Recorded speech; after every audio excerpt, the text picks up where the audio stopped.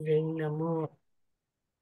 ओम ह्रीं नमो सिद्धाणम। ओम ह्रीं नमो आयर्याणम। ओम ह्रीं नमो वज्रायाणम। ओम ह्रीं नमो भोहि सत्वसाहम।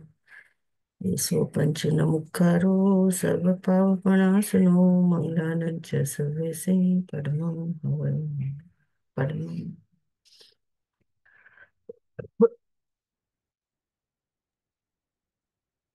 जय जिनेन्द्र। जय जिनेन्द्र। मुझे पेपर शेयर करना है। Not been allowed. Sonali ji. Yes. Sonali, can you make me the host? I Oh, want to. acha, I thought I made you already. Sorry. Yeah, now you should be able to. Okay, thank you.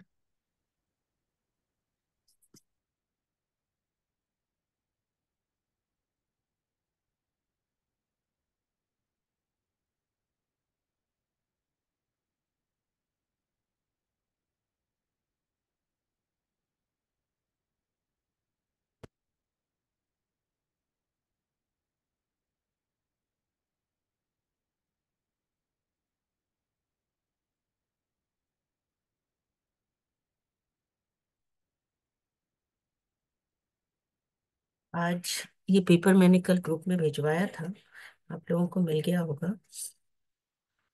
आज हम ये जय जिनेन्द्र। तो ये paper हम आज solve करने का प्रयास करेंगे। अब 25 बोल में सबसे पहले है 9वां व 17वां बोल लिखें। तो ये आपको स्ट्रेट स्ट्रेट लिखना है। 9वां बोल है उपयोग 12 और 17वां बोल है लेश्या 6। तो आपको दोनों ही लिखना है। फिर 24वां बोल में अंक 1 2 का भांगा लिखना है। तो सारा 24वां बोल नहीं लिखना है, अंक 1 2 का भांगा 9। तो वो 9 भांगे आपको लिखने हैं। करूँ नहीं मन से वचन से, करूँ नहीं मन से काया से, करूँ नहीं वचन से काया से, वैसे ही कराऊं नहीं और अनुमोदन नहीं। 14वां बोल अजीव तत्व व पुण्य के भेद। तो 14वें बोल में 115 भेद हैं। उसमें आपको सिर्फ अजीव के 14 और पुण्य के 9 भेद लिखने हैं।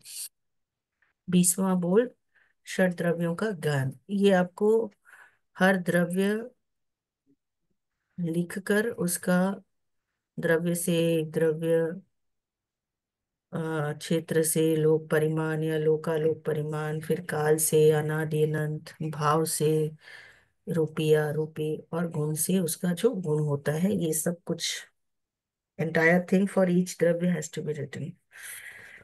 फिर है 10वां बोल कर्म 8 व निर्जरा के भेद। निर्जरा के 12 भेद हैं, वो सारे आपको लिखने हैं। तो आप विश्वा बोल हमको फिर से समझाइए ना। विश्वा 20वां बोल।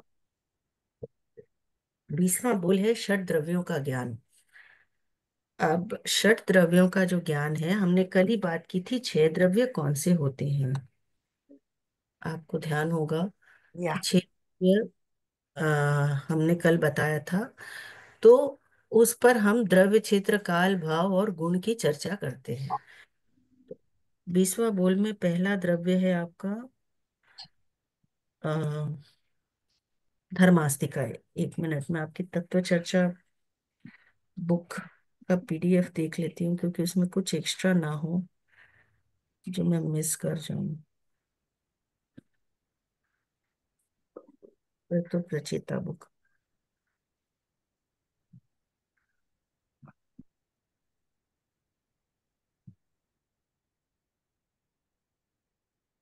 अच्छा, आपके तो बुक में सिर्फ इतना ही है कि धर्मास्तिकाय, अधर्मास्तिकाय, आकाशास्तिकाय, काल पुद्गलास्तिकाय, जीवास्तिकाय, जिसमें गुण और पर्याय होते हैं उनको द्रव्य कहते हैं। तो आपको तो इतना ही लिखना है, इसका डिटेल नहीं है इसमें। तो इट्स ओके देन। तब तो आपको ये द्रव्य क्षेत्र काल भाव और गुण, बाकी बुक्स में द्रव्य क्षेत्र काल भाव गुण रहता है, लेकिन इसमें नहीं है आपकी तत्व प्रचेता में। तो you don't have to write, just have to write the names. और द्रव्य क्या होते हैं जिसमें गुण और पर्याय दोनों होते हैं, उन्हें द्रव्य कहते हैं। ये गुण और पर्याय क्या होते हैं? गुण होता है जो हमेशा साथ रहता है, वो वाला क्वालिटी। और पर्याय होता है वो जो बदलता रहता है। तो द्रव्य में गुण और पर्याय दोनों होते हैं। जैसे आप अगर पुद्गल आस्तिका एज एन एग्जाम्पल लें, तो उसका गुण क्या है? उसका गुण है कि वो वर्ण गंध रस स्पर्श से युक्त होता है, और उसका गलन मिलन स्वभाव है, यानी कि वो मिलता है बिछुड़ता है, मिलता है बिछुड़ता है, क्योंकि परमाणु के स्कंद बन सकते हैं, ग्रुप्स बन सकते हैं, लेकिन और उसके, तो ये उसका गुण है, वो हमेशा परमाणु के साथ में रहेगा। और पर्याय क्या है? जो वो अलग अलग फॉर्म्स ले लेता है, कभी किसी फॉर्म में होता है, कभी किसी फॉर्म में होता है, तो वो उसकी पर्याय होती है। तो इसीलिए द्रव्य वो होता है जिसमें गुण और पर्याय दोनों होते हैं। अब नेक्स्ट क्वेश्चन है, किन्हीं 5 प्रश्नों के उत्तर दें। अंतरंग तपस्या का दूसरा नाम लिखें। तो मेरे ख्याल से ये आभ्यंतर, आपके इसमें कैसे लिखा है? हम्म आभ्यंतर तप जो होते हैं, या अंतरंग तपस्या का दूसरा नाम आभ्यंतर तप है। यहाँ पर लिखा है ये छह छह भेद अंतरंग तपस्या के हैं, ये आत्मशुद्धि के अंतरंग कारण है, अतः इन्हें आभ्यंतर तप कहा गया है। आभ्यंतर तप या अंतरंग तपस्या का मतलब ये होता है कि आपकी आत्मा में वो हो रहा है, मे बी हमेशा नॉट विजिबल फ्रॉम आउटसाइड, लेकिन वो तब आपकी अंदर हो रहा है, अंतरंग हो रहा है, जिसके कारण आपके कर्मों की निर्जरा हो रही है। जैसे इसमें प्रायश्चित है। अब आपने कोई हमसे कोई भूल हो जाती है, तो हम उसका प्रायश्चित करते हैं, we feel guilty about it, हमें नहीं करना है वो वापस, हमें अच्छा नहीं लगता, हमें गिल्टी फील होता है। तो ये something that is not always visible from outside, but ये आपकी आत्मा में अंदर ही अंदर होता है, विनय है। तो विनय आपका एक हम्बलनेस है आपके गुरु के प्रति, बड़ों के प्रति, ये जो विनय भाव होता है। फिर है वैयावृत्त। वैयावृत्त है सेवा भाव, जो तपस्या में लग्न है, कोई साधु है जो तप कर रहा है, या कोई तपश्चर्या कर रहा है, या कोई बीमार साधु है, तो आप उसकी जो सेवा करते हो उसे वैयावृत्त कहते हैं। स्वाध्याय है, जो हम अभी कर रहे हैं, या आप जितनी भी धार्मिक पढ़ाई करते हो, वो सब स्वाध्याय है। और ध्यान, ध्यान इज बीइंग कॉन्सेंट्रेटेड। तो यहाँ पर ध्यान इज कि आपने जो मेडिटेशन किया, कंसंट्रेशन है आपका, इट इज कोई ऐसे विषय पे है जिससे आपको स्ट्रेस नहीं होगा, या आपके पाप कर्म का बंध नहीं होगा। आप धर्म के बारे में सोच रहे हो, आप अपनी आत्मा के बारे में सोच रहे हो, इस प्रकार का ध्यान, you trying to look inside yourself, जो हमारा प्रेक्षा मेडिटेशन है, ये सारा कुछ ध्यान जो है वो निर्जरा का कारण बनता है। और लास्ट वाला है व्युत्सर्ग। व्युत्सर्ग का मतलब होता है आपको शरीर और आत्मा का भेद मालूम हो, कि आपका शरीर अलग है, आत्मा अलग है। तो आप अपने शरीर को अ, आप ये कह सकते हैं अपने शरीर का उत्सर्ग कर देते हो, या उसे इतना इम्पोर्टेंस नहीं देते हो जितना अपनी आत्मा का देते हो, तो ये व्युत्सर्ग है। तो ये सारे अंतरंग कारण माने गए। फिर नेक्स्ट क्वेश्चन है, योग किसे कहते हैं? तो सिंपल आंसर इज मन वचन काया की प्रवृत्ति को योग कहते हैं। देखिए, शरीर वचन और मन के द्वारा होने वाले आत्म प्रयत्न को योग कहते हैं। अब आत्म प्रयत्न, ये आपका क्वेश्चन 1-1 मार्क्स का है, तो आप इतना सा लिखने से भी हो जाएगा। जैन परिभाषा में क्रमशः इनको भाव योग व द्रव्य योग कहते हैं। यहाँ पर सिर्फ योग पूछा है, तो आपको भाव योग और द्रव्य योग अलग से वैसे बताने की जरूरत नहीं है। पर अगर ऐसा क्वेश्चन आता है कि द्रव्य योग किसे कहते हैं, तो आपको ये बोलना पड़ेगा, आत्म प्रयत्न अपना संचालन कार्य पौद्गलिक शक्ति की सहायता से करता है, इसलिए वह पौद्गलिक शक्ति का योग कहलाती है, जो द्रव्य योग है। द्रव्य योग इज व्हाट? द्रव्य योग जो आप पुद्गलों की हेल्प से कोई क्रिया कर रहे हो, और भाव योग है जो आपकी आत्मा का प्रयत्न है। तो दोनों चीज साथ में काम करती है। देखिए, आपका शरीर भी पुद्गल है, और आपकी आत्मा कोई भी प्रयत्न करती है, कोई भी कार्य करना चाहती है, वो शरीर की हेल्प के बिना नहीं कर सकती। अब जिनके शरीर नहीं है, जैसे जो सिद्ध आत्माएं हैं, उनके योग होता ही नहीं है, क्योंकि आत्मा को अपने भावों को एक्सप्रेस करने के लिए या प्रयत्नों को एक्सप्रेस करने के लिए कोई माध्यम चाहिए। तो वो हमारा शरीर बनता है। पर शरीर क्या है? पौद्गलिक है, पुद्गलों से बना हुआ है, नॉन लिविंग मैटर है शरीर। तो द्रव्य योग में जो आप पुद्गलों की सहायता लेते हो, यहाँ पर लिखा है ना कि आत्म प्रयत्न अपना संचालन कार्य पौद्गलिक शक्ति की सहायता से करता है। तो आप ये नॉन लिविंग मैटर की हेल्प लेते हो अपने आत्म प्रयत्न को एक्सप्रेस करने के लिए, वो द्रव्य योग होता है। और जो आपकी आत्मा का प्रयत्न होता है, वो भाव योग होता है। तो अगर द्रव्य योग का डेफिनेशन आए तो आपको ये सेकेंड लाइन लिखनी है, और भाव योग का आए तो फर्स्ट लाइन ही वापस लिखनी है। This is just for your information. यहाँ सिर्फ योग आया है तो आपको फर्स्ट लाइन जो आई हुई है, या आप ऐसे भी लिख सकते हो, मन वचन काया की जो प्रवृत्ति होती है या आत्म प्रयत्न होता है, उसे हम योग कहते हैं। अब नेक्स्ट क्वेश्चन है, मोक्ष का दो अर्थ लिखिए। तो मोक्ष के दो अर्थ, मोक्ष के दो अर्थ आपकी बुक में तो नहीं लिखे हैं। मोक्ष के चार भेद लिखे हैं सिर्फ। 14वें बोल में है। हाँ, 14वां बोल में ही देख रही हूँ मैं, पर मोक्ष के चार भेद लिखे हैं। स्टार्टिंग में है। इसमें आत्म स्टार्टिंग में जो कर्मों 9 का पॉइंट विनय दिए हैं। और आत्मा स्वरूप में स्थित होना। ये आपके इसमें 10वें बोल में है। बोल में मोक्ष के स्टार्टिंग में दो। ही है। तत्व का अर्थ दिया हुआ है 9 कुछ एक्सप्लेन किया। हाँ, 14वें बोल में स्टार्टिंग में ही है। अच्छा स्टार्टिंग में है क्या? अच्छा, मैं मोक्ष भेद दी। एक्चुअली ये बुक हमने पढ़ी नहीं है कभी, तो इसीलिए हमें भी। हाँ, तो ये मोक्ष का दो स्टार्टिंग में लिखा है, कर्मों का अत्यंत वियोग, ये एक डेफिनेशन है, और दूसरा है आत्म स्वरूप का प्रकटीकरण। मोक्ष में क्या होता है?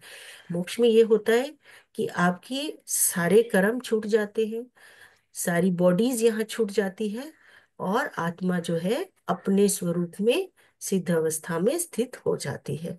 तो इसीलिए यहाँ पर दो अर्थ ऐसे लिखे हैं। फिर 8वें आश्रव का नाम लिखें। 8वें आश्रव का नाम आप लिख सकते हो, अदतादान आश्रव। 5 कोटि त्याग लिखें। 5 कोटि त्याग, करूं नहीं मन से वचन से काया से, ये 3 कोटि हो गए। फिर कराऊ नहीं काया से चौथी कोटि हो गई। फिर कराऊ नहीं काया से वचन से। तो ये पांचों आपको लिखने होंगे। करूं नहीं मन से, करूं नहीं वचन से, करूं नहीं काया से, कराऊं नहीं काया से, कराऊं नहीं वचन से। जो पुद्गल आत्मा के स्वरूप को आवृत विकृत करते हैं, उन्हें हम क्या कहते हैं? जो कर्म, कर्म कहते हैं। यही डेफिनेशन आया है आपके इसमें। हाँ, जो स्वरूप जो पुद्गल आत्मा के स्वरूप को आवृत करते हैं, विकृत करते हैं, उनका नाम कर्म है। ये कर्म वाले बोल में, 10वें बोल में जो कर्म की डेफिनेशन है उसमें आया हुआ है। गति शब्द का क्या अर्थ है? तो गति शब्द का अर्थ है चलना, एक स्थान से दूसरे स्थान पर जाना। पर यहाँ पर इसका अर्थ है एक जन्म स्थिति से दूसरी जन्म स्थिति को पाना, या एक अवस्था से दूसरी अवस्था को पाना। तो आप गति शब्द के अर्थ में लिख सकते हैं एक जन्म स्थिति से दूसरी जन्म स्थिति को पाना, या एक अवस्था से दूसरी अवस्था को पाना। ये 5 जीव कोटि के की, जो त्याग, 5 कोटि के हम्म, त्याग में खाली इतना ही लिखना है। इनके 11 में कितने रुकेंगे, भांगे नहीं 12 नहीं में नहीं, ये कितने सब ये रुकेंगे। सब ये सब नहीं लिखना है आपको। 1 मार्क के क्वेश्चन में आपको सिर्फ इतना ही लिखना है कि पांच, इसने पूछा है ना 5 कोटि त्याग लिखे, तो बस उतना ही लिखना है। ये पूछते तो टोटल कितने भांगे रुकेंगे, तब आप भांगों की तरफ जाके लिखते। जय जी, इसमें मुझे थोड़ा डाउट है। ये वो 5 कोटि फिर से आप बताएंगे? बिकॉज वो करूँ नहीं मन वचन काया में समझ गए। Doing what? फिर वो कराऊ नहीं क्यों हम लोग काया से जा रहे हैं, उसे मन से नहीं? आप पहला कोटि का त्याग देखो, हमने लिया है करूं नहीं काया से। यहाँ पर हम मन वचन काया का सीरियल नहीं फॉलो करते हैं, यहाँ पर हम काया वचन मन का सीरियल फॉलो करते हैं। ओह। एक्चुअली इसमें क्या है देखिए, आप कोई भी त्याग करते हैं, तो हम्म सपोज आज आपने सुबह सुबह त्याग लिया कि मुझे रसगुल्ले खाने का त्याग है, तो वो आपने कैसे लिया? मुझे रसगुल्ले खाने का त्याग है। आप अपनी काया से रसगुल्ला नहीं खाएंगे। आपने क्या रसगुल्ला नहीं खाऊंगा या रसगुल्ले के बारे में कुछ बोलने का त्याग लिया? नहीं। नहीं उसके मन में, आपके मन में भी रसगुल्ले की बात नहीं आएगी, इसका त्याग लिया? नहीं। नहीं बेसिक त्याग जो हम लेते हैं वो करूँ नहीं काया से ही लेते हैं। हम जो भी त्याग लेते हैं वो बेसिकली करूँ नहीं काया से ही होता है। इसीलिए पहली कोटि का त्याग वही होता है कि हम काया से वो कार्य नहीं करेंगे। ओके इसीलिए फर्स्ट कोटि करूँ नहीं काया से आती है। फिर हम दूसरा, अगर कोई और थोड़ा सा एडवांस्ड उसको करे कि ठीक है आज मुझे त्याग है रसगुल्ले का, तो मैं उसके बारे में कोई बात भी नहीं करूँ, तो करूँ नहीं वचन से हो गया। और आपके मन में भी नहीं आएगा, ये बहुत बड़ी बात है।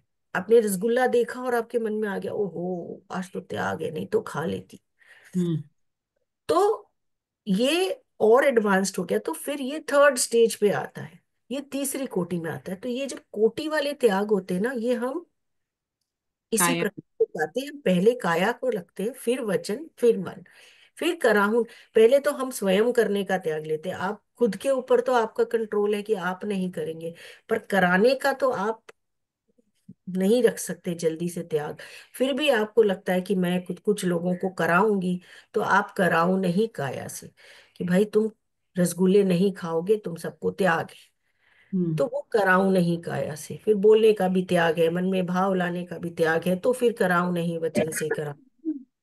अब कोई रसगुल्ला खा रहा है और आप उसको, मतलब बोलेंगे अरे तुम रसगुल्ले खा रहे हो, मुझे तो त्याग है, मुझे तो, तुम्हें कुछ बोलना ही नहीं है, तो अनुमोदु नहीं काया से आप अनुमोदोगे उसको, खाते हुए रोकेंगे या आप कुछ नहीं करेंगे, तो फिर अनुमोदु नहीं काया से वाली बात आएगी। तो इट्स अ और हाई लेवल। हम जनरली जो त्याग लेते हैं वो हमारे अपने हिसाब से करू नहीं काया से लेते हैं, इसीलिए वो पहली कोटि में आता है। ठीक है ना? तो इस 6 कोटि अगर है तो हम कराऊ नहीं, लास्ट सिक्स्थ में हम क्या बताएंगे? कराऊ नहीं मन से। ओह सो अच्छा वही ऑर्डर, अच्छा हाँ वही ऑपोजिट। ऑर्डर। फिर सातवां कोटि का त्याग आएगा तो अनुमोदु नहीं काया से वो हाँ ऐड हो जाए। Okay got. फिर अनुमोदु नहीं मन से ऐड हो जाएगा। ये ऐड हम्म एडिशंस होते रहेंगे, फर्स्ट वाला रहेगा plus hmm you start adding. हाँ बस अभी ऑपोजिट करना है, ओके थैंक यू। एक मिनट, वो प्लीज भांगे ये कैसे बताइए रुकते हैं, थोड़ा सा शॉर्ट में बताएंगे? क्या चीज? इसके दो अर्थ बताइए प्लीज। एक भांगे मिनट क्या? कैसे रुकते हैं? अच्छा भांगे कैसे रुकते हैं? हाँ। बताती हूँ। उससे पहले किसी ने कुछ पूछा? मोक्ष के दो अर्थ वापस बताइए ना प्लीज। मोक्ष के दो अर्थ आपके इसमें लिखे हुए हैं ना, मोक्ष की डेफिनेशन में, कि एक तो होता है कि कर्मों का अत्यंत वियोग, यानी आप सारे कर्मों को क्षय कर देते हैं, वो स्थिति मोक्ष है। और आत्मा का अपने स्वरूप में सिद्ध या आत्म स्वरूप का प्रकट हो जाना, वो मोक्ष है। ये दो अर्थ होते हैं। Okay thank you. अ, ये त्याग के भांगे कैसे रुकते हैं ये मैं बताती हूँ। इससे जीव की जितनी परिणतियां हैं, भिन्न भिन्न प्रकार की रूपांतरित अवस्थाएं हैं, उतनी ही डैश है यह कौन सा बोल है, तथा इस बोल को पूरा लिखे। ये कौन सा बोल है? जीव ये के, आत्मा होगा कि आत्मा। आत्मा। हाँ ये आत्मा है। जीव की जितनी जितनी परिणतियां हैं, भिन्न भिन्न प्रकार की रूपांतरित अवस्थाएं हैं, उतनी ही आत्माएं हैं। तो फिर आपको ये आत्माएं फिल इन द ब्लैंक्स में लिखनी है। ये कौन सा बोल है? ये 15वां बोल है, और इस बोल को आपको फिर आत्मा 8 करके पूरा ना है। तो ये जो तत्व प्रवेश बुक है आपकी, दिस इज वेरी इंपॉर्टेंट। आत्मा आठ के बारे में डिस्क्राइब भी करना है या आत्मा आठ बस ओनली बोल ही लिखना है बस? बस आपके 25 बोल में आपको सिर्फ बोल ही लिखने हैं। डिस्क्राइब जो खाली यहाँ पे डेफिनेशंस है वो ध्यान रखना है, बाकी डिस्क्राइब कुछ नहीं करना है। भेदों को कुछ डिस्क्राइब नहीं करना है। हाँ, अब किसी ने पूछा कि ये जो कोटि के त्याग के भांगे कैसे रुकते हैं। आ, तो अगर आप वो बुक में भांगा 39 9 कोटि का त्याग मंत्र निकालो। तो उसमें थोड़ा सा ना इसका जो अलाइनमेंट है ना सही नहीं है, इन द सेंस कि एक एक के जो नीचे आया हुआ है वो एक्चुअली टोटल है। जो फर्स्ट कॉलम नंबर्स का है वो टोटल है। जैसे 1 है, 3 है, 7 है, 9 है, 13 है, 21 है, 25 है, 33 है, 49 है, ये टोटल है। This is the total column. और उसके बाद जो नंबर है ना वो आपका अंक एक एक के नीचे आ रहा है। फिर उसके बाद वाला नंबर अंक एक दो के नीचे आ रहा है। फिर उसके बाद वाला नंबर अंक एक तीन के नीचे आ रहा है। तो इसको आप ऐसे समझेंगे, so in totality there are 10 columns. 9 तो अंक वाले कॉलम है और जो फर्स्ट कॉलम है वो टोटल का कॉलम है। तो अब करूं नहीं काया से आपको ये देखना है कि आपने अगर भांगे याद किए हैं तो जितने ये अंक है उसमें कहाँ पर ये लाइन फिट होती है करूं नहीं काया से। सिर्फ अंक एक एक में ये लाइन आती है करूं नहीं काया से। अदरवाइज करूं नहीं काया से बोल के लाइन कहीं भी नहीं आती। अब अगर अंक एक दो में लेंगे तो करूं नहीं काया से करूं नहीं मन से काया से आएगी, करूं नहीं वचन से काया से आएगी, बट ओनली करूं नहीं काया से नहीं आती। तो ये एक ही जगह है, इसीलिए अंक एक एक के नीचे 1 आएगा और टोटल इज 1। मैं दो तीन बता रही हूँ, फिर आप उस लॉजिक को समझ के आगे भी समझ जाओगे। दूसरी कोटि का त्याग है। मैंने बंद कर दिया ऊपर से, I have to stop it.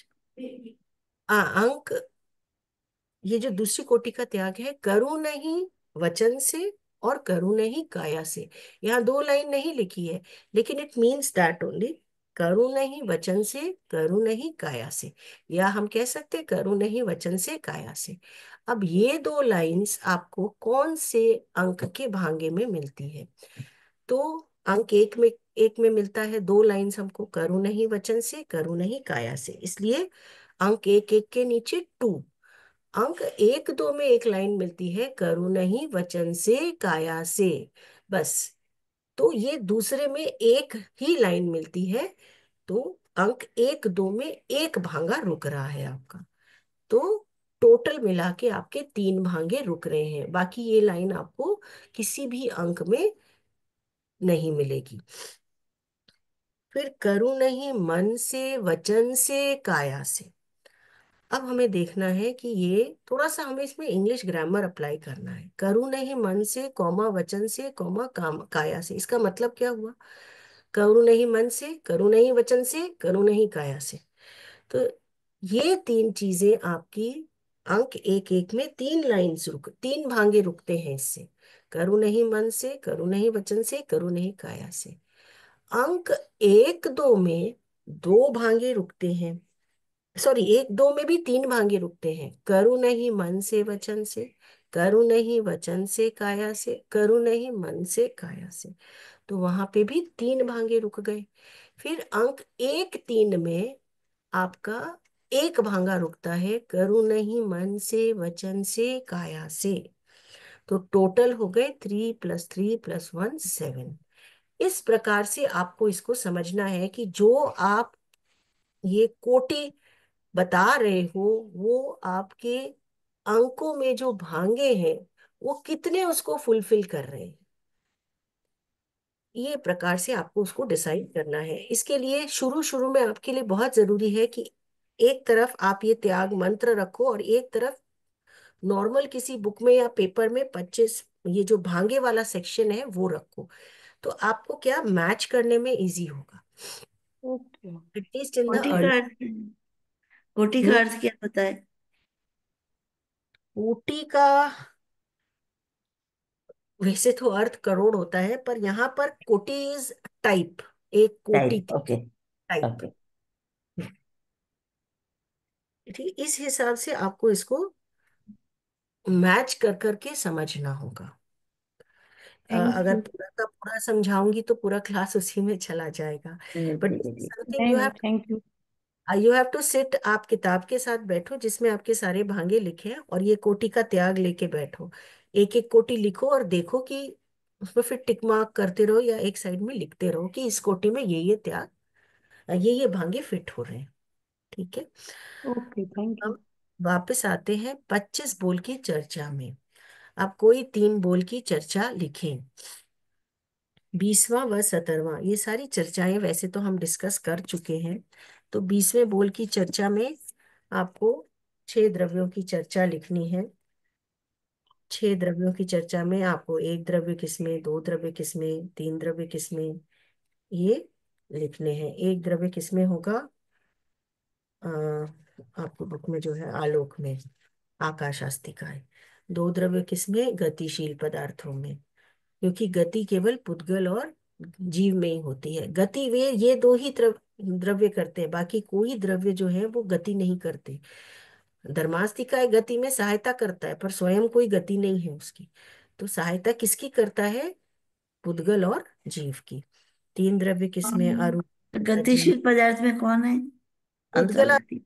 And जीव। जीव एंड पुद्गल, पुद्गल आस्तिका एंड जीवास्तिका है। तो जितना नॉन लिविंग मैटर है वो गति करता है और जितने लिविंग सोल्स हैं वो गति करते हैं। तो ये हो गए पुद्गलास्तिकाएं और जीवास्तिकाएं। 3 द्रव्य किसमें, अरूपी, अजीव, अस्तिकाएं। 3 कंडीशंस है, अरूपी, अजीव, अस्तिकाएं। तो अरूपी कितने द्रव्य हैं, 5 द्रव्य अरूपी होते हैं। धर्मास्तिकाएं, क्योंकि एक ही सिर्फ रूपी होता है पुद्गलास्तिका, इसलिए 5 हो गए। अब उसमें से अजीव कितने हैं, तो जीवास्तिकाएं अजीव नहीं है तो हमने जीवास्तिकाएं को निकाल दिया, तो 4 बच गए। अब उसमें अस्तिकाएं कितने हैं, तो काल में अस्तिकाएं नहीं लगाते इसलिए काल भी निकल गया। तो जो बचा वो आपका 3 द्रव्य हो गया। फिर 4 द्रव्य किसमें, अब यहाँ से हम अस्तिकाएं हटा देंगे, सिर्फ अरूपी अजीव में। तो जीव, अरूपी में पुद्गलास्तिकाएं नहीं आएगा और अजीव में जीवास्तिकाएं नहीं आएगा, इसलिए 4 बच गए। 5 द्रव्य किसमें, अजीव में। ये आपको जीवास्तिकाय को छोड़कर 6 द्रव्य किसमें, पूरे लोक में। 17वां बोल है लेशिया 6। लेशिया 6 पढ़ाई थी क्या पहले, आई थिंक नहीं पढ़ाई थी। अब देखिए लेशिया, एक लेशिया किसमें। तो एक चीज हम ध्यान रखें कि 8वें गुणस्थान के बाद एक ही लेशिया होती है, शुक्ल लेशिया। 7वें गुणस्थान तक दूसरी लेशियाएं हो सकती है, लेकिन 8वें गुणस्थान के बाद एक ही लेशिया होती है, शुक्ल लेशिया। तो यहाँ पर लिखा कि एक लेशिया किसमें, 13वें गुणस्थान में। आप 8वें गुणस्थान से भी लिख सकते हैं, तो जब 8वें गुणस्थान के बाद होती है तो 13वें में भी शुक्ल ही होती है। और आप केवल ज्ञानी में भी लिख सकते हैं, कोई प्रॉब्लम नहीं है। फिर है कि 2 लेशिया किसमें। अब 2 लेशिया किसमें पाई जाती है, आपने नॉर्मल में 2 लेशिया, फिर आप लोगों को अभी पता भी नहीं होगा। में जो नारकी होती है ना, नरक के जीव होते हैं, तो 7 नरक के जीवों को अगर हम मिला देते हैं तो वहां प्रथम 3 लेशिया पाई जाती है, कृष्ण, नील, कापुत। पर वो 7 नरक की अपेक्षा से हम कह रहे हैं ऑल द 7 नरक मिक्स टुगेदर। लेकिन जो पहली नरक है और दूसरी नरक है उसमें सिर्फ कापोत लेशिया है। तीसरी नरक जो है वहां पर मिक्स लेशिया है, कापोत वाले भी है और नील वाले भी है। इसीलिए लिखा गया कि 2 लेशिया किसमें, तीसरी नरक में। वहां पर कापोत और नील दोनों लेशिया मिक्स होती है। फिर चौथी नरक में सिर्फ नील लेशिया होती है। फिर 5वीं नरक में कृष्ण और नील मिक्स होती है। फिर 6ठी में सिर्फ कृष्ण होती है और 7वीं में भी सिर्फ कृष्ण होती है। तो तीसरी और 5वीं नरक में 2 लेशिया हो सकती है। This was just for your information, ये आपकी बुक में नहीं है, बट इसमें जब तीसरी नरक का लिखा है तो मैंने उसका एक्सप्लेनेशन दे दिया।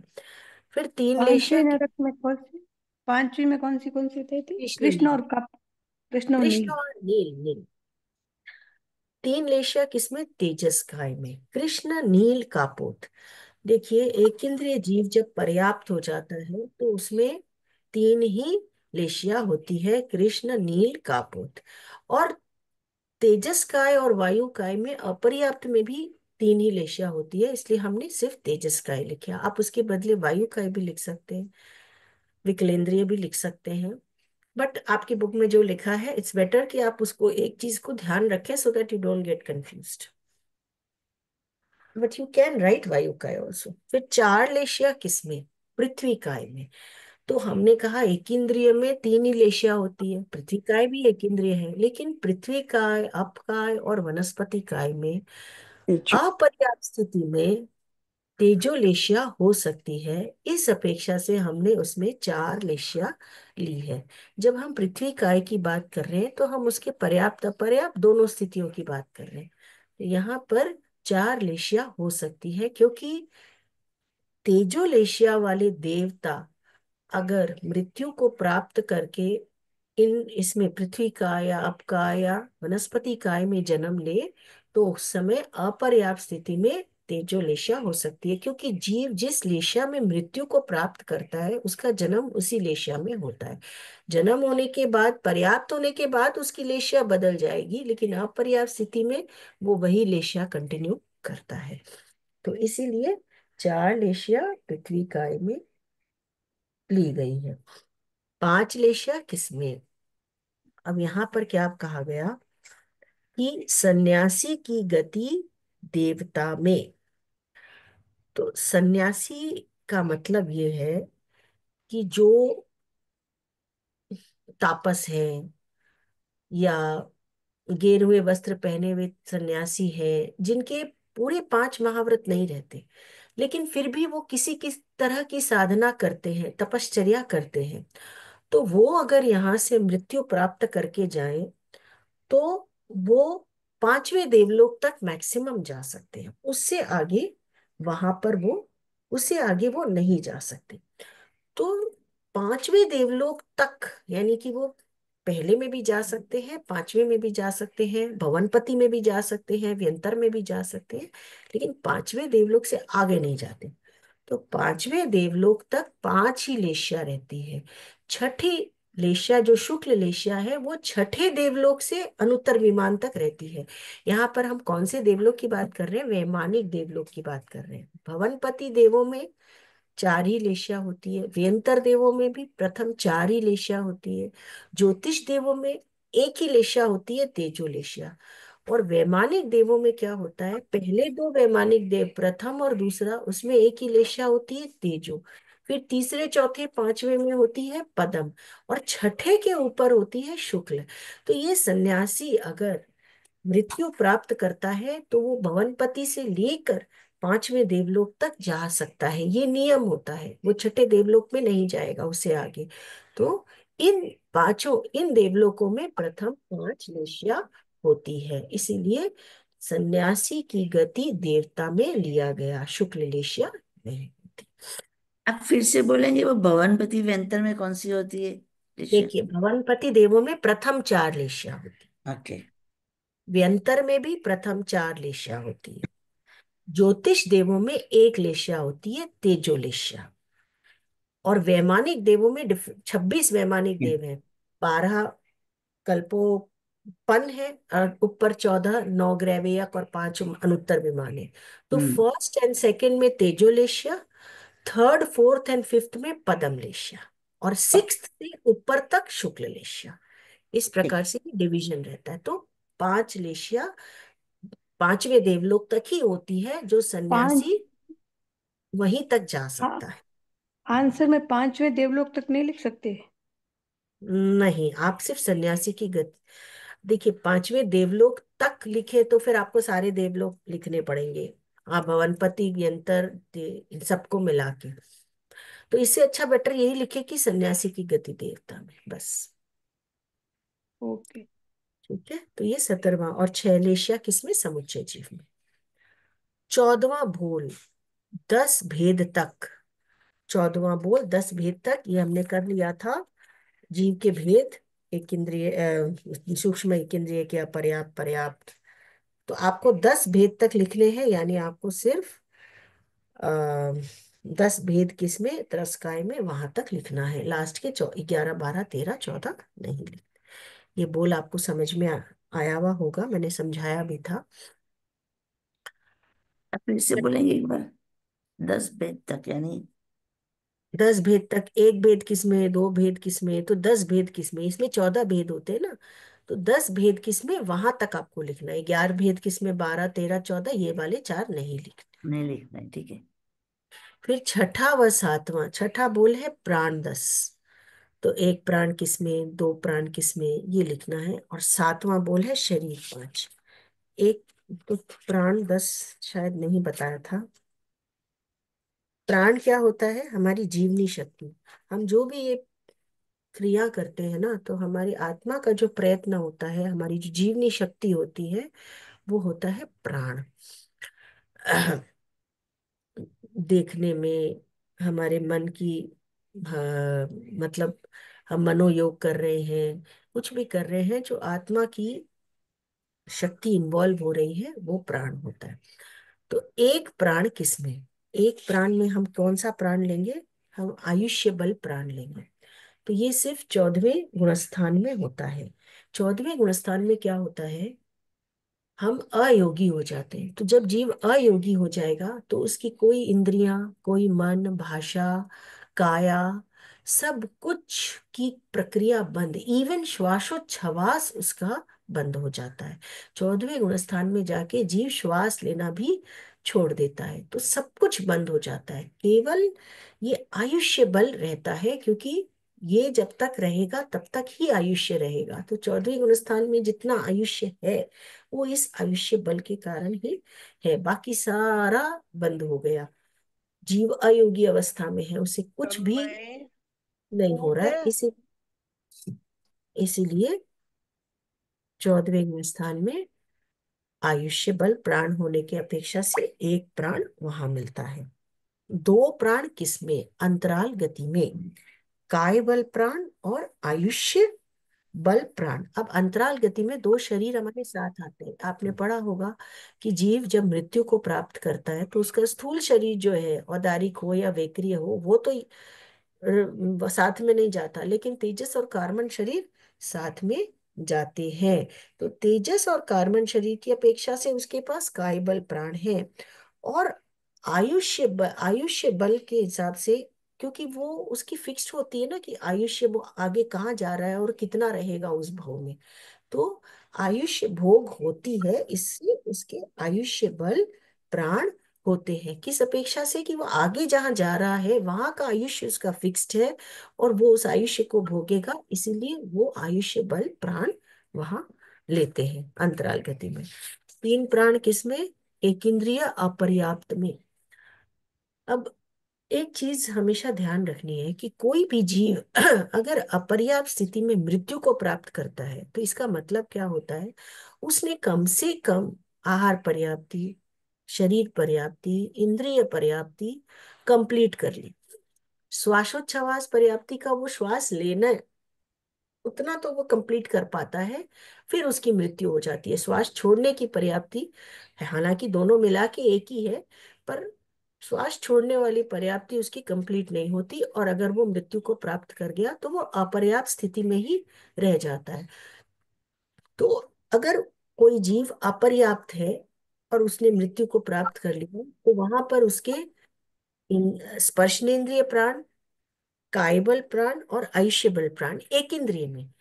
अगर वो द्विंद्रिय, त्रिइंद्रिय, चतुरिंद्रिय है, तो इंद्रियां ज्यादा आ जाती है। लेकिन अगर एक इंद्रिय जीव है, तो उसके सिर्फ एक ही इंद्रिय होती है, स्पर्शनेन्द्रिय। तो स्पर्शनेन्द्रिय प्राण, कायबल प्राण तो ऑलरेडी अंतराल गति से आ रहा है, और आयुष्यबल प्राण भी आ रहा है। पर अपर्याप्त स्थिति में उसके ये इंद्रिय भी आ जाएगी, इंद्रिय पर्याप्ति होने के कारण। तो स्पर्शनेन्द्रिय प्राण। फिर चार प्राण किसमें, एक इंद्रिय पर्याप्त में। अब कोई एक इंद्रिय जीव है, वो पर्याप्त हो गया। देखिए, पर्याप्ति सब जीवों की अलग अलग कंप्लीट होती है। एक इंद्रिय में चार पर्याप्ति होती है, द्विंद्रिय से लेके असंगी पंचेंद्रिय में 5 पर्याप्तियां होती है, क्योंकि वहां मन नहीं होता, तो मन पर्याप्ति नहीं होती। और संगी पंचेंद्रिय में 6 पर्याप्ति हो सकती है। तो पर्याप्ति एंड प्राण गो टुगेदर। आप देखोगे, आहार पर्याप्ति आयुष्य बल प्राण, शरीर पर्याप्ति काय बल प्राण, इंद्रिय पर्याप्ति तो ये जो पांच प्राण है, स्पर्शनेन्द्रिय, घ्राणेन्द्रिय, रसनेन्द्रिय, चक्षुरेन्द्रिय, श्रोतेन्द्रिय, दे कॉरेस्पॉन्ड। फिर अ, भाषा पर्याप्त, श्वासोच्छवास पर्याप्ति, श्वासोच्छवास प्राण, भाषा पर्याप्ति, वचन बल प्राण, मना पर्याप्ति, मनोबल प्राण। तो ये they correspond with each other and they work with each other. प्राण और पर्याप्ति दोनों साथ में काम करते हैं। जीवनी शक्ति है, पौद्गलिक शक्ति नहीं है, तो काम कैसे होगा? अभी हमने जब भाव योग, द्रव्य योग की बात की थी कि एक तो आत्मा का प्रयत्न होता है और दूसरा उसको शरीर चाहिए उस प्रयत्न को एक्सप्रेस करने के लिए। तो उसी प्रकार अगर आत्मा की कोई चेष्टा है, आत्मा की शक्ति है, साथ में पौद्गलिक शक्ति नहीं होगी, तो वो प्रयत्न पूरा नहीं होगा। तो पर्याप्ति और प्राण साथ साथ काम करते हैं। तो एकेंद्रिय जीव होता है वो चार ही पर्याप्ति लेता है, क्योंकि उसमें ही वो कंप्लीट हो जाता है, उसमें भाषा और मन होती नहीं, तो वो भाषा पर्याप्ति, मन पर्याप्ति नहीं लेता है साथ। इसीलिए तो उसके भाषा, वचन बल प्राण और मनोबल प्राण होते नहीं।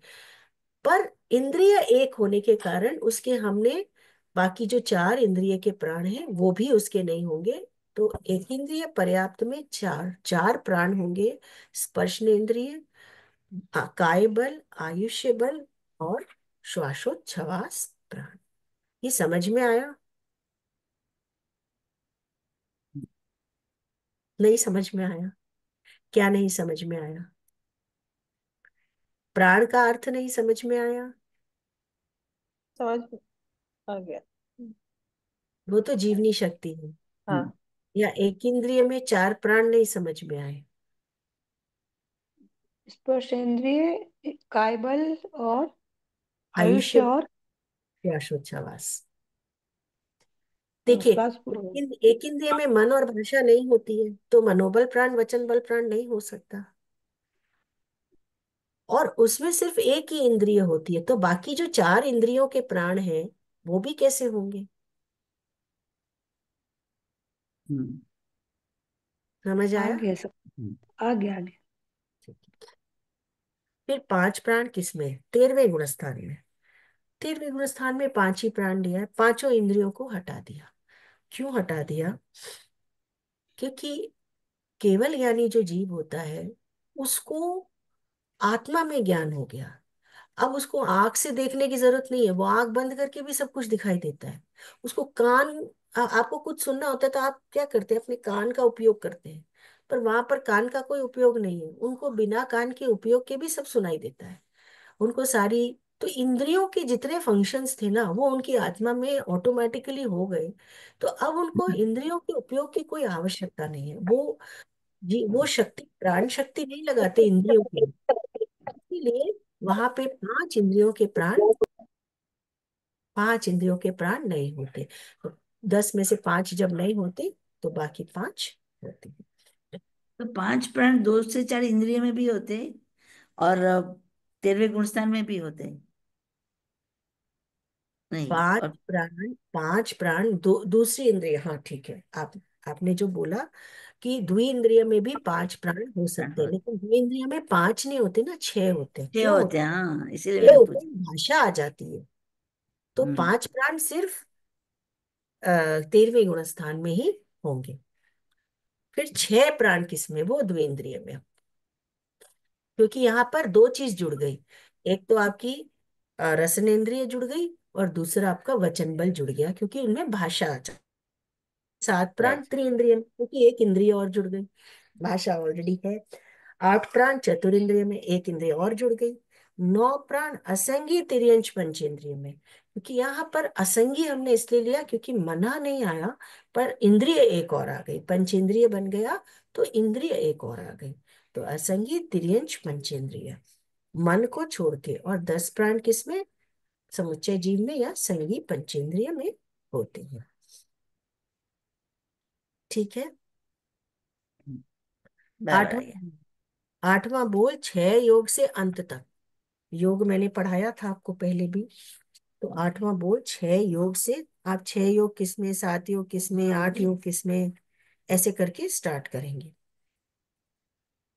फिर पांचवा तथा 25वां आपको दोनों लिखने हैं। पांचवा बोल है पर्याप्ति 6, और 25वां बोल है चारित्र 5। ये आपको दोनों लिखने होंगे। ये दोनों मैंने एक बार एक्सप्लेन आपको कर दिए हैं। मके पर्याप्ति अजीव है, चारित्र जीव है। यस, पर्याप्ति अजीब है।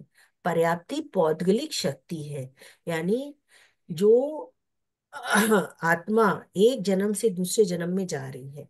जा क्या रहा है? सिर्फ आत्मा और साथ में तेजस और कार्बन शरीर।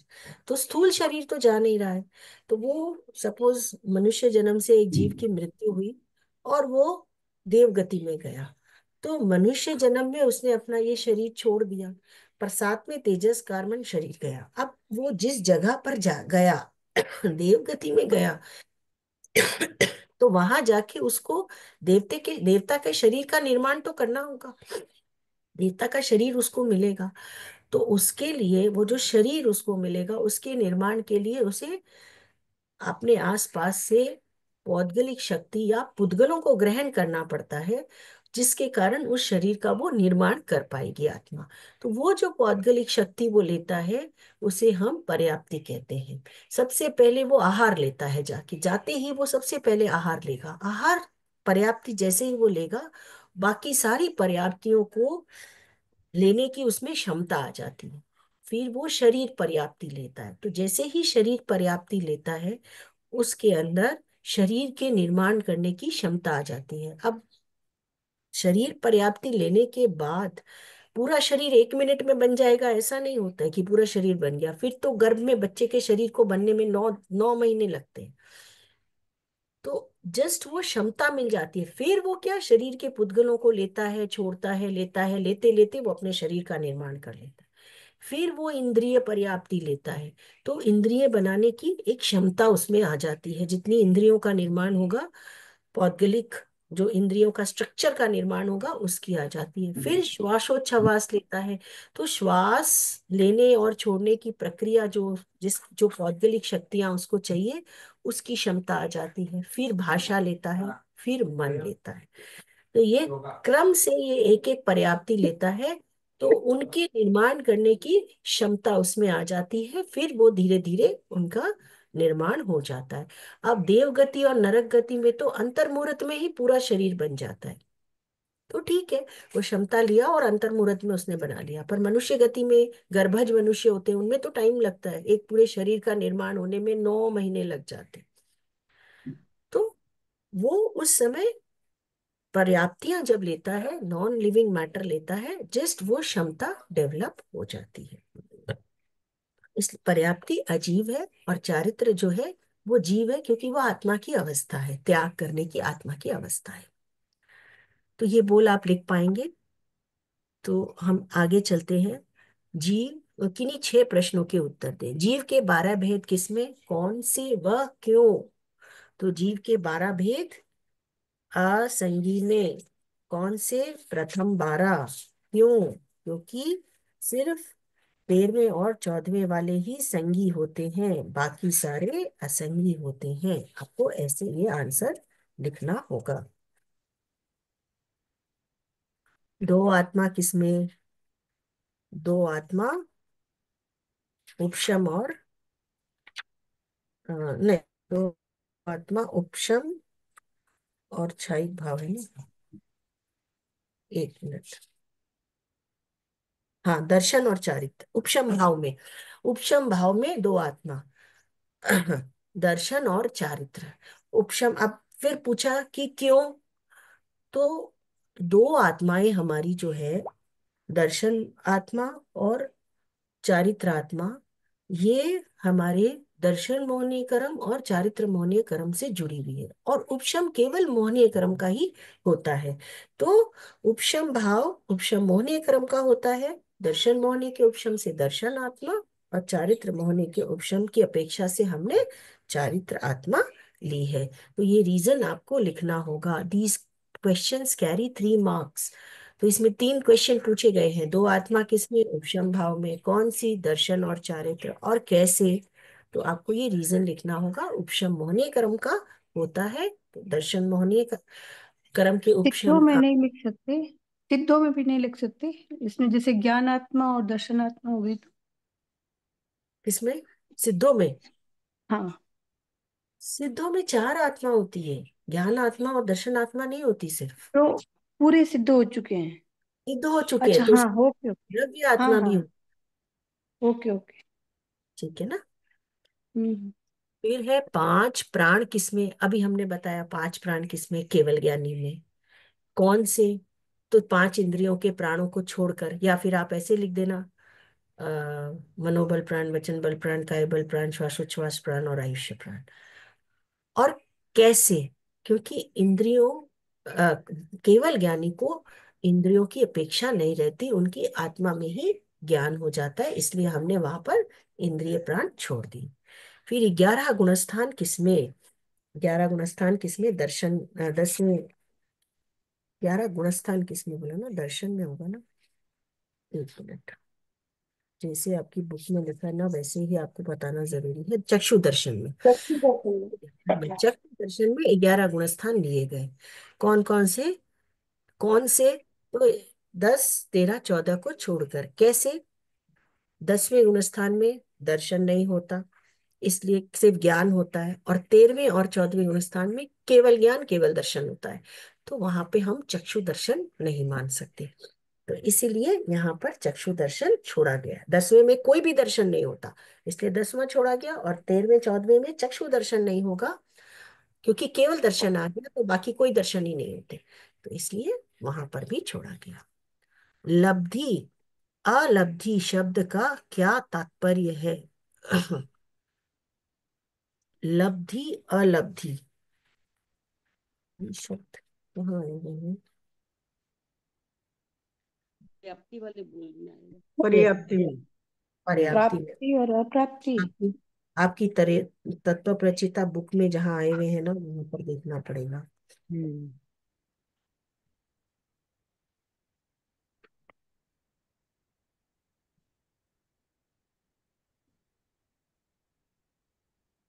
अलब्धिया में, पर यहाँ पर इसकी डेफिनेशन तो नहीं दी है। वो पायदान में लिखा हुआ है लब्धि अच्छा तब प्राप्ति और अलब्धि अप्राप्ति। अच्छा अच्छा, नहीं, ये आपके, एक मिनट, जो इसका एक्सप्लेनेशन है उसमें होगा या तो। हाँ। हाँ, लब्धि अर्थात प्राप्ति और अलब्धि अर्थात अप्राप्ति। पांचवा बोल पर्याप्ति 6 में इसके एक्सप्लेनेशन में आपको दिया गया है, आपके तत्व प्रचेता बुक में ही दिया गया है। तो आप हम्म। फिर करें ना, हमारे पास बुक नहीं है लब्धि और लब्धि का। जो तत्व प्रचेता बुक है ना आपके पास, हम्म। उसमें ही पांच पर्याप्ति में देखिए, एक पर्याप्ति किसमें, उसके नीचे ही दिया गया है लता लब्धि बहन, और। आपके पास पीडीएफ है लता बहन? और या पीडीएफ है। हाँ, उस पीडीएफ में देख लीजिए आप। और नहीं तो किसी के पास ये 3 पायदान बुक है, इसमें भी दिया हुआ है। मनुष्य के 3 भेद कौन कौन से, वह किस अपेक्षा से? मनुष्य के 3 भेद कौन कौन से, वह किस अपेक्षा से? ये मेरे ख्याल से जीव के भेदों में आता है क्या?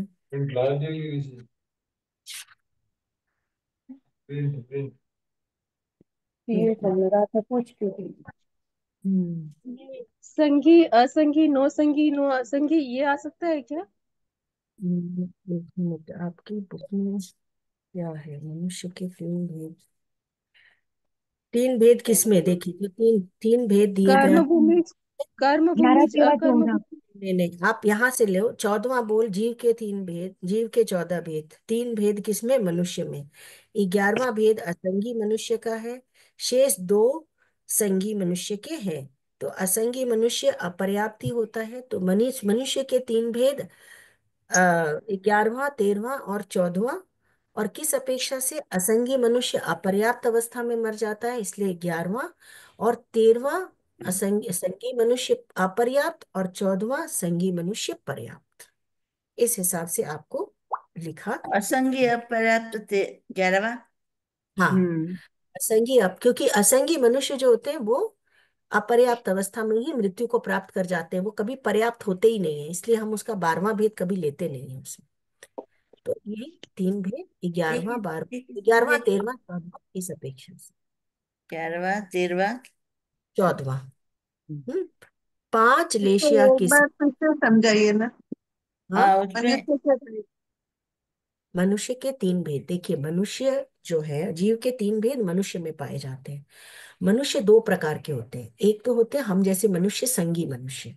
दूसरे होते हैं असंगी मनुष्य, या हम उन्हें समूर्छिम मनुष्य भी कहते हैं। यानी कि जो हमारे संगी मनुष्य होते हैं उनके ही जो अशुचि स्थान होते हैं, मल मूत्र कफ या और भी जो अशुचि होती है हमारी, वहां पर वो पैदा होते हैं। तो वो बहुत ही सूक्ष्म होते हैं, आपको नेकेड आई से कभी नहीं दिखाई देंगे। आपने कभी सुना होगा, पुराने जमाने के लोग होते हैं, वो कहते हैं कि समुच्चय मनुष्य की उत्पत्ति होती है, इसलिए रात को जूठे बर्तन नहीं छोड़ने चाहिए, वहां पर समुच्चय की उत्पत्ति होनी शुरू हो जाती है।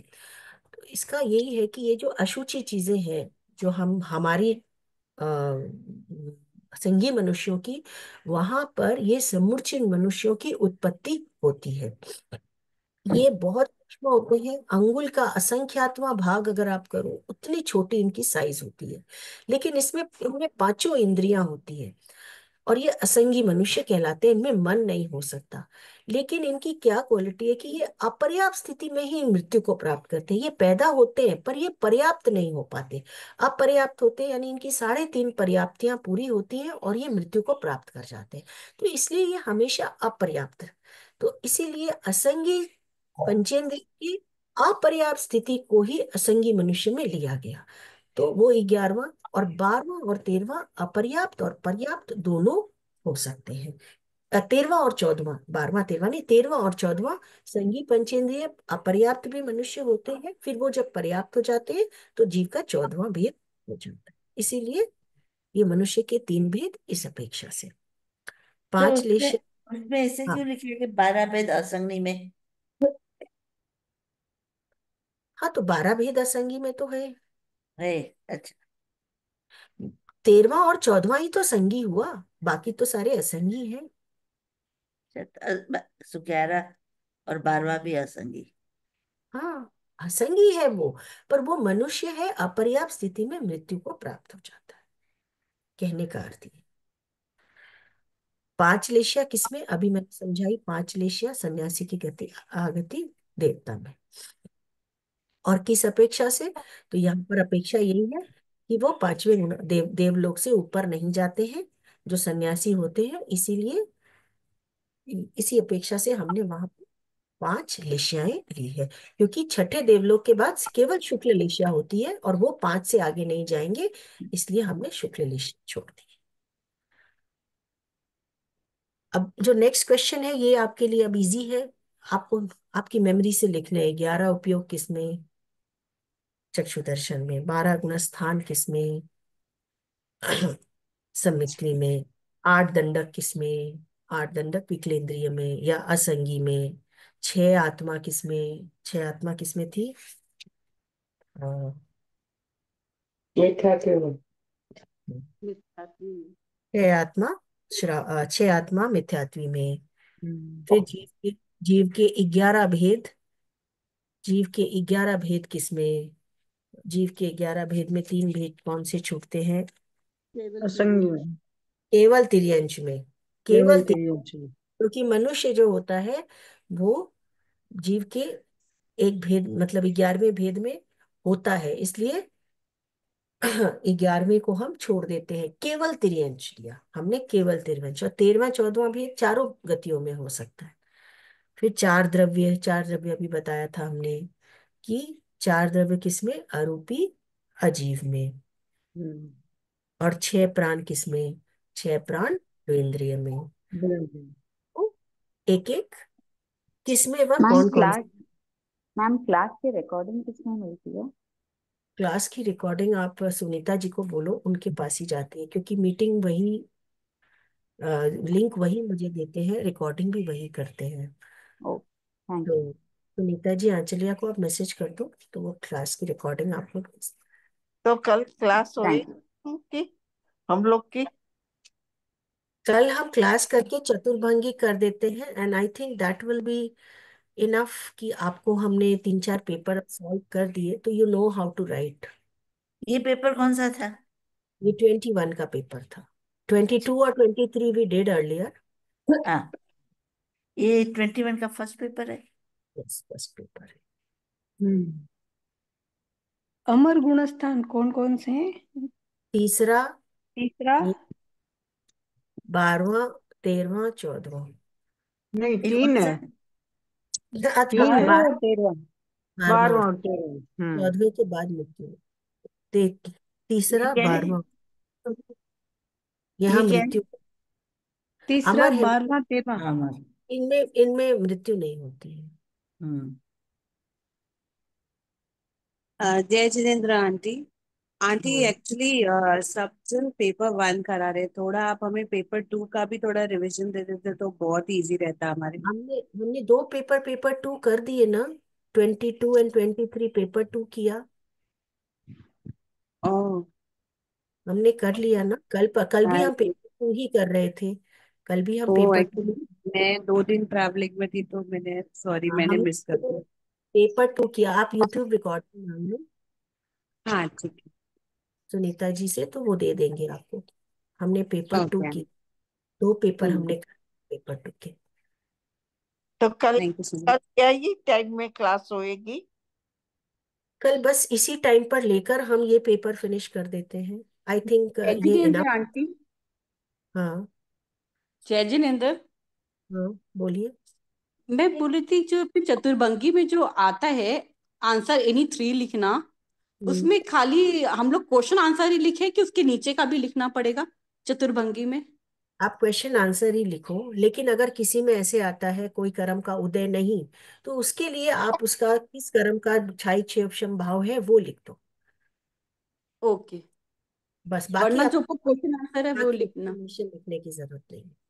हाँ ठीक है, वो छोटे से ना इसलिए मेरे को 5 नंबर के क्वेश्चन थे इसलिए थोड़ा डाउट हाँ, थे। लेकिन बाकी एक्सप्लेनेशन लिखने की जरूरत नहीं है। आप सिर्फ अगर उदय नहीं आया है तो जो है वो लिख दो। क्षयपशम अंतराय कर्म का है, मोहनीय कर्म का है, ज्ञानावण्य का है, जिसका भी क्षयपशम छाई भाव है वो लिख ठीक ठीक। वो ओके। पूछते तो खाली उदय भाव ही है, फिर छाई पे लिखना जरूरी है। दो। हाँ, उदय नहीं है, जब हमने लिखा उदय नहीं है तो क्या है ये बता दे तो बेटर है। अच्छा। ठीक है, तो आज की क्लास खत्म करते हैं यहाँ पे। हम कल की क्लास में ये वाला पेपर फिनिश कर देंगे, और उसके बाद आई थिंक आप लोग अपनी स्टडी करिए। आपके कोई भी डाउट्स होंगे तो आप पूछ सकते हैं। आपके डाउट्स आपके ग्रुप में जो है वो तो सॉल्व करते ही हैं। मैं शायद ग्रुप में नहीं हूँ, नहीं मैं भी हूँ आपकी ग्रुप में, एडमिन नहीं हूँ मैं। है हाँ। मैं हूँ आपकी ग्रुप में भी।